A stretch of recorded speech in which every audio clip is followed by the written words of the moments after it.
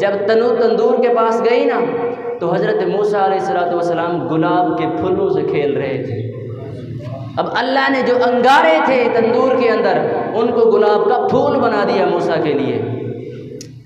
اب پھر فرعون کو خبر ملی، ان کے جادوگروں نے بتایا کہ جس نے تیری حکومت کو تباہ و برباد کرنا ہے وہ اس دنیا میں آ چکا ہے اور تیری حکومت اب ختم ہونے والی ہے۔ وہ ڈراتے تھے، اس نے پھر آدمی بھیج دیے موسیٰ علیہ السلام کے گھر۔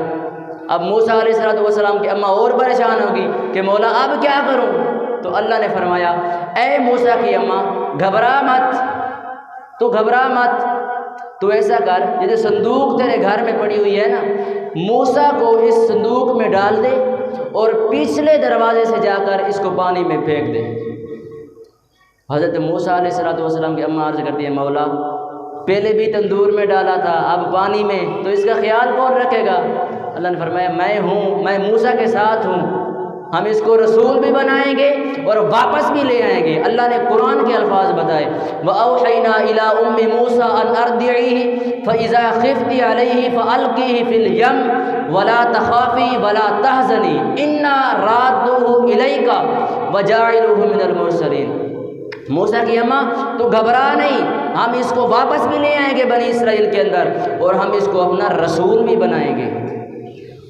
تو انہوں نے حضرت موسیٰ علیہ السلام کی امی نے حضرت موسیٰ علیہ السلام کو پانی میں ڈال دیا۔ تو جب پانی میں ڈال دیا تو الغرض قصہ جو ہے وہ بیان کرنے کا مقصد یہ ہے کہ حضرت موسیٰ علیہ السلام کی جب ولادت ہو رہی تھی، آپ کی اس دنیا کے اندر تشریف آوری ہو رہی تھی، اس وقت تو بچے قتل ہو رہے تھے۔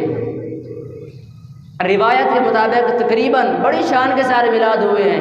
روایت کے مطابق اب فرعون بچ رہا تھا موسیٰ سے، جس سے بچ رہا تھا وہی جا کر اس کے سر ہوا، اسی کو وہ پالتا رہا، اپنے دشمن کو اسی نے اس کا خاتمہ کر دیا جا کر۔ بڑی شان کے ساتھ اللہ نے نبیوں کے میلاد بیان فرمائے۔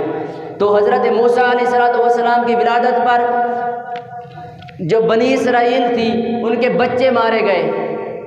روایت کے مطابق 70,000 یا 75,000 بچہ ماں کے پیٹ سے نکال کر فرعون نے قتل کروایا تھا۔